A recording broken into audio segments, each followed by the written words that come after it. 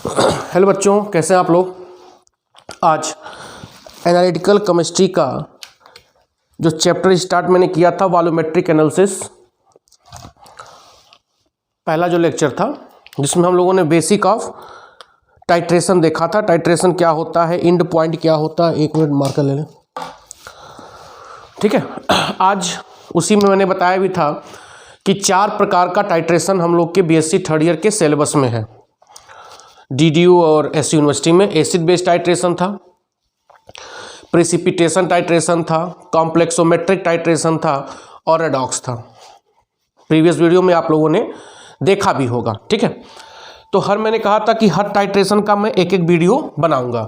तो आज जो बेटा हम लोग टाइट्रेशन का वीडियो बनाने वाले हैं वह वीडियो है एसिड बेस्ड टाइट्रेशन। क्या है? एसिड बेस्ड टाइट्रेशन, जो काफ़ी आसान है। आप लोगों ने इंटर में या बीएससी में किया भी होगा, फर्स्ट ईयर में। बात समझ में आ रहा है? तो टाइट्रेशन होता क्या है, किसी भी नोन सोल्यूशन की सहायता से किसी अननोन सोल्यूशन का आपको कंसंट्रेशन क्या करना होता है, फाइंड करना होता है। इसी को हम क्या बोलते हैं, टाइट्रेशन बोलते हैं। तो जो हम लोग का जो आज हेडिंग है, पहला टाइट्रेशन हम लोग पढ़ेंगे जिसका नाम है एसिड बेस टाइट्रेशन।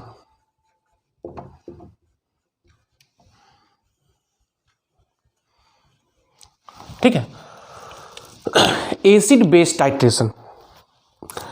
अब इससे यह क्लियर क्या हो रहा है कि इसमें दो ही चीज रिएक्शन कर रहा होगा, एसिड और क्या रिएक्शन कर रहा होगा, बेस। बोलो। और यही एसिड बेस रिएक्शन करके क्या बना रहा होगा, साल्ट प्लस H2O। एक कॉमन कक्षा 9 से जो पढ़ते हम लोग आ रहे हैं। अब इसमें क्या होगा, अब मान लो इस एसिड का कंसंट्रेशन आपको पता न हो, अननोन हो, ठीक है। बेस का कंसंट्रेशन आपको क्या हो, नोन हो। या दूसरा कंडीशन क्या हो सकता है कि एसिड का कंसंट्रेशन आपको क्या हो, नोन हो, बेस का क्या हो, अननोन हो। यही चीज हो सकती, दो ही चीज हो सकती प्रोबेबिलिटी आपकी। तो इस नोन की सहायता से इस अननोन का कंसंट्रेशन ज्ञात कर दें, मतलब बेस की सहायता से एसिड का कंसंट्रेशन फाइंड कर लें।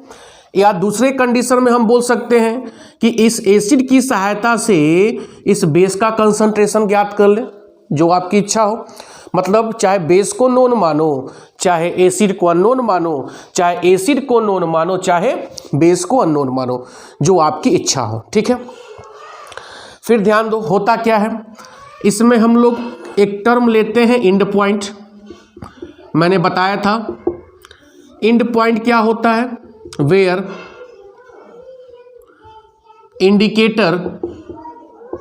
Indicator change its colour. जहां इंडिकेटर अपना कलर क्या करता है, चेंज करता है, उसी पॉइंट को हम क्या बोलते हैं, एंड पॉइंट। अब जैसे मान लो जो इसमें इंडिकेटर बेटा जनरली जो उपयोग होता है किसमें, एसिड बेस्ड टाइट्रेशन में, वह जनरली क्या होता है, वीक एसिड होगा या क्या होगा, वीक बेस। मतलब एसिड बेस्ड टाइट्रेशन में जो इंडिकेटर्स होते हैं वह जनरली वीक एसिड हो सकते हैं या वीक बेस हो सकते हैं, ठीक है। इनका कुछ और कलर होगा, इनका कुछ और कलर होगा, ठीक है। अब जैसे मान लो हम HA को HIN लिख रहे हैं, सोचो ऐसे HIN, यह एसिडिक इंडिकेटर है, क्योंकि H, ठीक है। अब यह जब डिसोसिएट होगा तो क्या बनाएगा, H प्लस और IN माइनस। इंडिकेटर का मैं थोड़ा पढ़ा रहा हूं।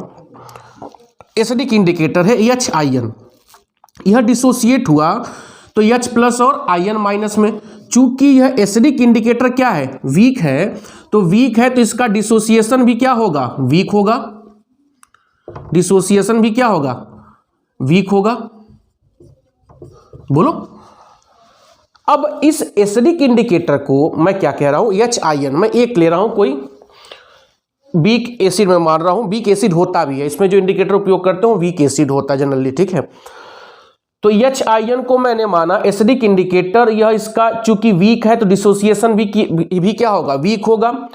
अब इसको अगर हम ऐड कर दें, added in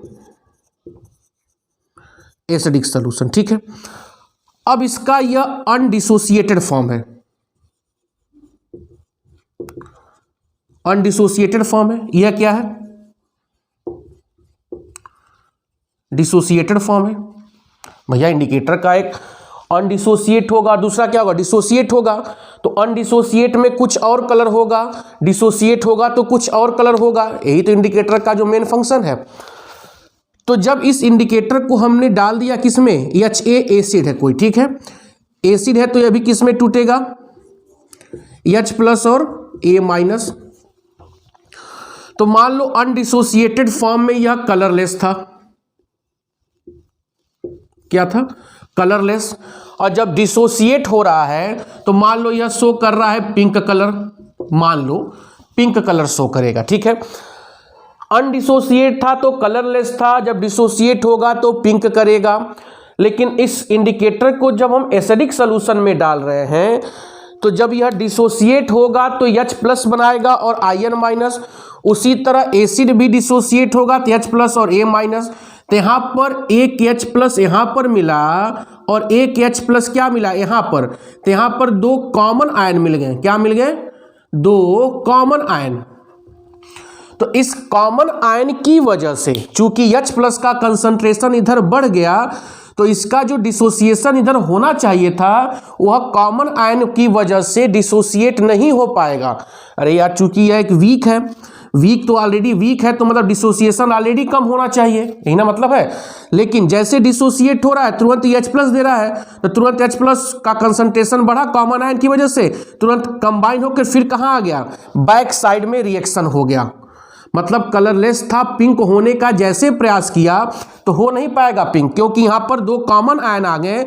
in common ion की वजह से इसका डिसोसिएशन रुक गया। मतलब क्या है कि जो एसिडिक इंडिकेटर होगा वह एसिडिक सॉल्यूशन में कलर शो नहीं करेगा ड्यू टू कॉमन आयन। उसी तरह जो बेसिक इंडिकेटर होगा वह बेसिक सॉल्यूशन में कलर शो नहीं करेगा ड्यू टू कॉमन आयन। तो मतलब एसिडिक इंडिकेटर शो कलर करेगा, शो बेसिक मीडियम में जस्ट उल्टा, और जो बेसिक इंडिकेटर होगा show colour in acidic medium. इसी को कॉमन आयन इफेक्ट बोलते हैं, ठीक है।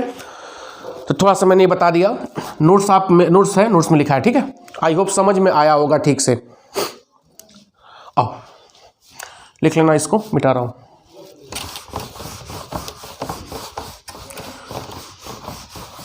जितना बता रहा हूँ BSc के लिए काफ़ी है, चौथे पेपर के लिए।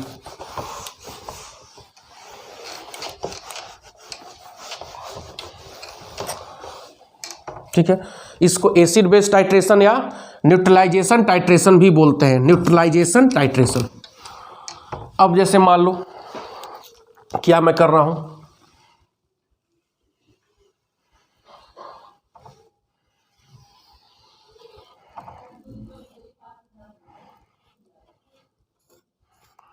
यह हमने क्या ले लिया, ब्यूरेट, ठीक है।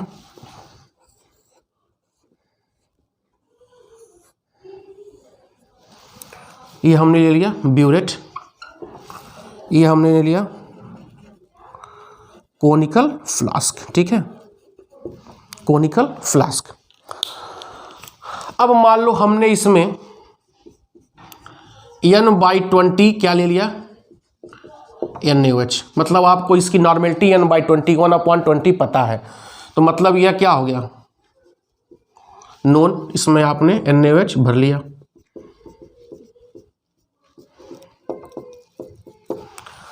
ठीक है, इसमें आपने ऐड कर दिया HCl। क्या ऐड कर दिया, HCl, जिसका आपको कंसंट्रेशन पता नहीं है। मतलब यह क्या हो गया,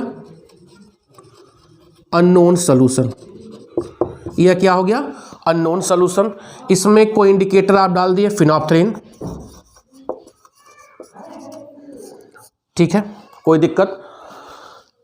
पीपेट करके 20 ml 25 ml जो वाट ओवर जो आपको प्रैक्टिकल में दिया जाएगा, मुझे यहाँ प्रैक्टिकल नहीं पढ़ना, बस थ्योरी बताना कैसे होता है। ठीक है, अब जब आप इसमें HCl डालोगे, NaOH ऊपर रहेगा, नोन है, यह अननोन है, यह अननोन होगा तो यह ऊपर चला जाएगा, अननोन नीचे आ जाएगा, जो मैंने कहा है जो आपकी इच्छा हो। अब आप ब्यूरेट का स्टॉपर ओपन करेंगे तो यहां से धीरे धीरे क्या होगा, NaOH इसमें आएगा। चूंकि यहां पर HCl था तो किसका कंसंट्रेशन यहां पर होगा, H+। ऊपर से क्या आ रहा है, अरे भैया यहाँ H+ और Cl- था ना, ऊपर से क्या आ रहा है आपका Na+ और OH-। तो यहां से आप देखो कि Na+ और Cl- तो मिलकर क्या बना लिए, NaCl साल्ट बन गया। अब कोनिकल फ्लास्क में H+ था, ऊपर से क्या आ रहा है OH-। तो यहां पर pH कितना रहा होगा भैया, कम रहा होगा। यहाँ pH क्या रहा होगा, कम रहा होगा। अब ऊपर से जब NaOH मतलब OH आ रहा है तो pH ज़्यादा लेकर आ रहा है, मतलब कम में ज़्यादा गिरता जा रहा है। भैया यहाँ कितना होगा, 0 से लेके बहुत होगा 6 तक होगा, अगर स्ट्रॉन्ग एसिड हो या वीक एसिड हो। यहाँ पर 7 से लेकर कहाँ तक रहा होगा, 8 से लेकर 13 तक रहा होगा pH।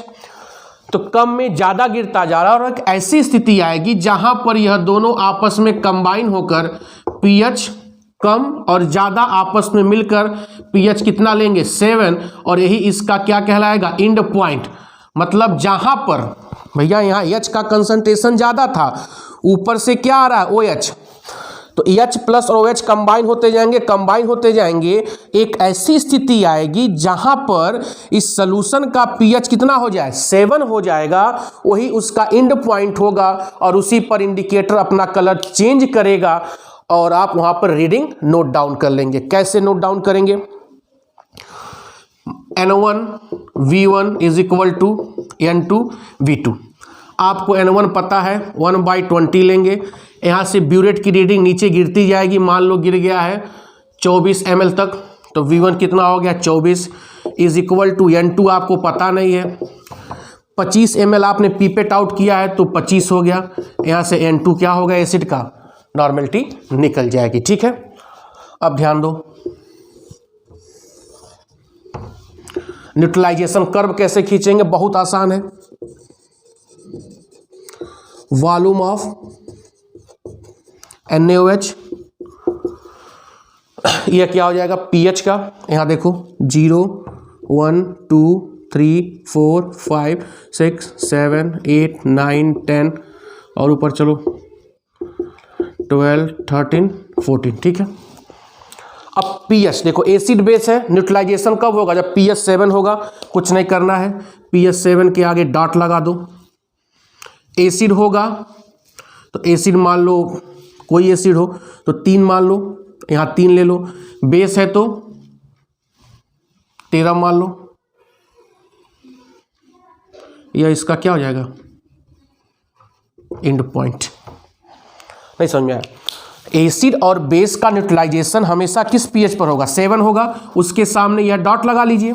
ठीक है, और एसिड 7 के नीचे ही होगा, तो जो एसिड रहेगा उसके सामने डॉट लगा लो, और बेस 7 के ऊपर होगा वहां डॉट लगा लो, तीनों को मिला लो, और यह हो जाएगा वॉल्यूम ऑफ NaOH कितना था 24 ml। तो 24 ml NaOH गिरा, तब जाके pH कितना हुआ 7 हुआ।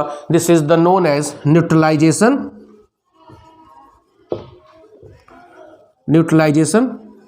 कर्व। इसी को क्या बोलेंगे, न्यूट्रलाइजेशन कर्व। ठीक है, हो रहा है क्लियर। स्ट्रॉन्ग एसिड है, बहुत कंडीशन हो सकता है, ध्यान दो।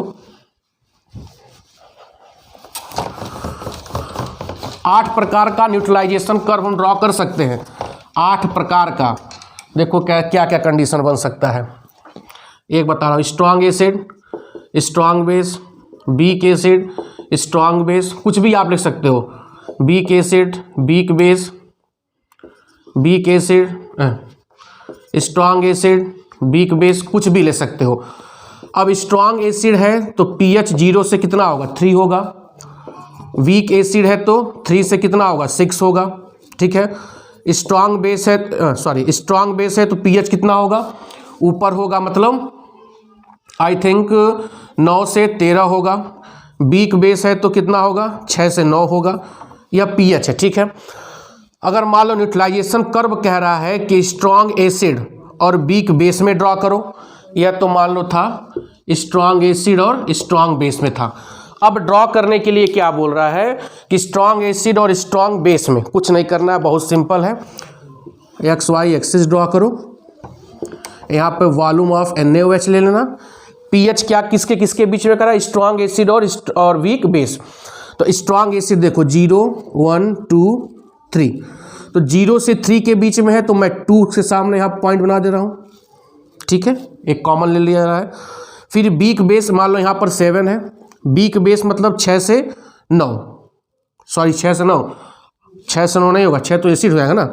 ये मान लो 8 से 9 है, और इसको मान लो 10 से 13, और ये 8 से 11 ले लो, ठीक है, 8 से 11। वीक बेस है 7 8 9 10 11 12 13 14, तो 8 से 11 मतलब आप कितना ले लो, 10, यहाँ ले लो 10, 10 के सामने, अरे भाई 10 के सामने हो गया, ये 2 के सामने, इंड पॉइंट आप कितना आएगा, 7 के सामने।